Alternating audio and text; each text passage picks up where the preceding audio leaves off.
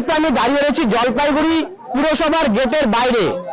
জি 24 ঘন্টা digital press থেকে আমি প্রদ্যুৎ।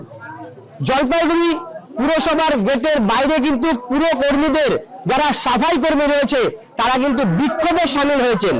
তাদের দাবি যে সময় মতন যারা পেনশন হোল্ডার যারা পেনশন পাচ্ছেন না এবং কাজ করেও তাদের বেতন পাচ্ছেন না বলে তারা এই বিক্ষোভে সামিল হয়েছেন।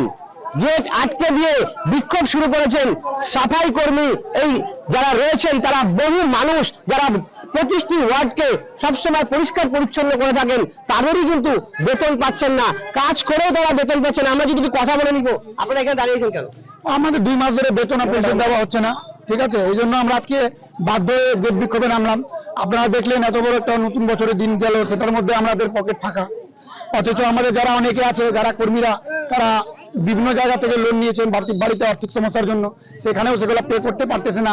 বাড়িতে লোন যাদের থেকে লোন নিয়েছে যে কোম্পানিগুলোর থেকে, তাদের যারা লোক আছে লোনের লোকগুলো বাড়িতে আছে দাঁড়াচ্ছে টাকার জন্য, সেটা পে করতে পারতেছে না। বাড়িতে খাবার সংকট তৈরি হচ্ছে, অথচ বাচ্চা কাচ্চা পড়াশোনা নিয়ে প্রবলেম হচ্ছে। যাদের কাছে পড়ে তারা এখন বলছে যে দেখুন আপনারা যদি আমাদেরকে বেতন না দেন তাহলে আপনার বাচ্চাটাকে তো আমি পড়াতে পারছি না। এবার তাতে বাচ্চাদের আমাদের 9 দফা দাবি ছিল, তার মধ্যে আমাদের এখন পর্যন্ত যা দেখা যাচ্ছে তার মধ্যে আমরা আমাদের যেটা ইচ্ছে ছিল তার মধ্যে একটা ইচ্ছের মতন আমাদের কোনো জিনিস পূরণ হয়নি আজ অব্দি, অথচ আমরা 2 বছর ধরে আন্দোলন করেই যাচ্ছি। পেনশন তো যে দেখছেন আমাদের পেনশনের যে বয়স্ক লোকরা আছেন তারা এই ঠান্ডা অপেক্ষা করে 2 দিন আগেও এসেছিলেন, ওরা বলে 2 মাস হয়ে গেল, 3য় মাসে পা দিল, এখন পর্যন্ত পেনশনের কোনো খবর নেই। ঠিক আছে, আমরা জানি না পেনশনের কোনো খবর নেই। বেতন পাচ্ছেন না কয় মাস? বেতনে যে 3 মাস হয়ে গেল, যে 3 মাস রানি বেতনের ব্যাপার কি হয়ে গেল যে আমাদের প্রতি মাসে আইসে বলতে হবে। আর আমরা যেটা মনে করি যে আমাদের অসুবিধার জন্য পুলিশ প্রশাসনকে অসুবিধা হতে হয়, কেন ওনাদেরকে ডিউটিতে দিয়ে আসে ওনাদেরকে গেট আটকায় রাখতে হয়।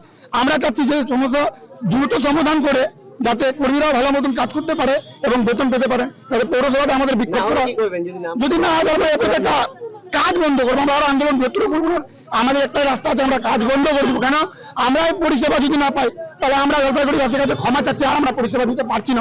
মাইনার জন্য আসছি স্যার, পাওয়া যায় না। আমার বুড়া মানুষ, ওষুধপত্র লাগে, আমার বাচ্চা কাচ্চা আছে, নাতি পুতি আছে, বিয়েও আছে আবার সামনে মাসে, তা পাচ্ছি না। আমার টাকা 3 মাস মতন হয়ে যাচ্ছে, কি আমরা কি ভিক্ষা চাওয়া করবো নাকি?